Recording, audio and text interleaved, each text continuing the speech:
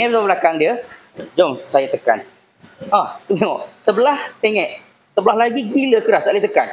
IT 1 minit hari ni. Okey, hari ni macam biasa. Kami memang dapat banyak gila customer yang datang. Nak settlekan masalah handling. Contoh ni. Jom tengok kereta kat depan. Kita ada satu Honda Jazz ni. Jom tengok.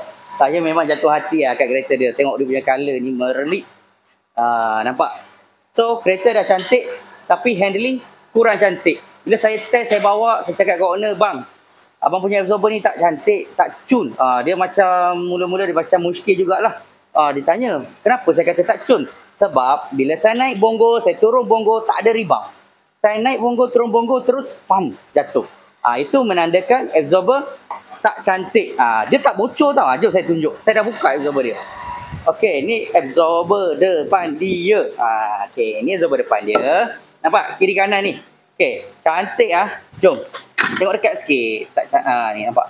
Cantik elok kan? Tak ada minyak. Biasa orang kata keluar minyak baru tak okey. No. Ni saya nak tunjuk. Nampak saya tekan. Saya tekan pun lembik. Nampak? Saya tekan je. Dia macam ada free play. Tengok. Dia keluar tapi dia tak rebound. Dia keluar tapi dia tak rebound. Ni masalah absorber dia. Okey, ni absorber depan. Okey, absorber belakang. Lagi shock. Okey, ni absorber belakang dia. Jom saya tekan. Tengok. Sebelah sengit. Sebelah lagi gila keras, tak boleh tekan. Belah sini tekan macam tu je. Belah sini tak boleh tekan tu. Jam tu. Nampak? Jam. Nampak tak? Jam. So, sebelah lembik, sebelah jam. Sebab tu, bila saya bawa kereta dia, memang kita jatuh hati kereta cantik. Kereta cantik, tapi handling tak cantik. Inilah antara punca dia. Okey, lepas tu, ala-ala tukar absorber, kita tukar sekali mounting dia ni. Dekat mounting dia ni, ni tolong dengar baik-baik. Dekat mounting dia ni, bawah dia ni ada satu bearing. Okay. Bearing ni tolong test baik-baik. Okay, test dia biasa saya akan tekan, saya akan gerakkan tangan. Bila kita gerakkan tangan, kalau rasa ada kuk-kuk, rasa ada kuk-kuk tu, tolong tukar, jangan pakai.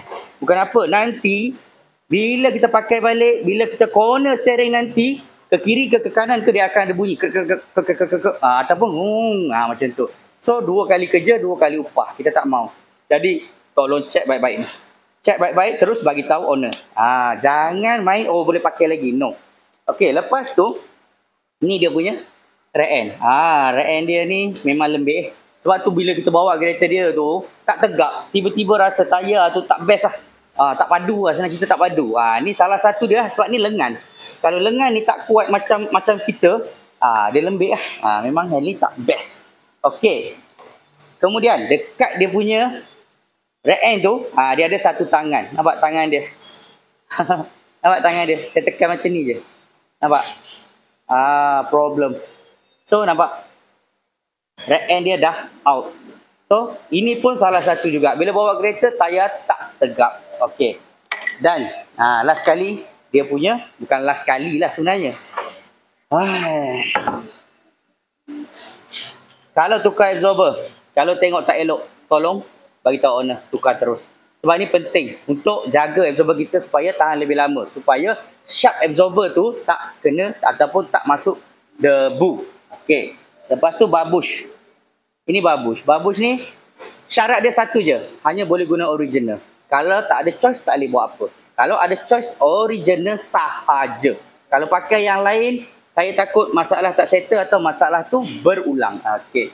Lepas tu ni, lower arm. Okey, untuk lower arm dia ni, saya cuba cari yang original. Tapi tak dapat.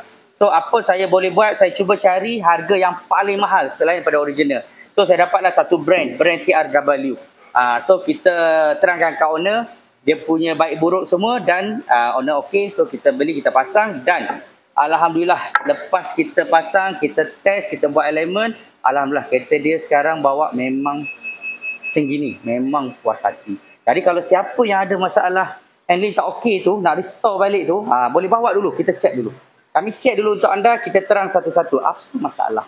Supaya anda faham apa nak kena buat. So, macam biasa, kereta ada masalah, bawa pergi mana? Boleh bawa datang ke Fizi Motorsport di Sunway Ipoh. Sebab hari ni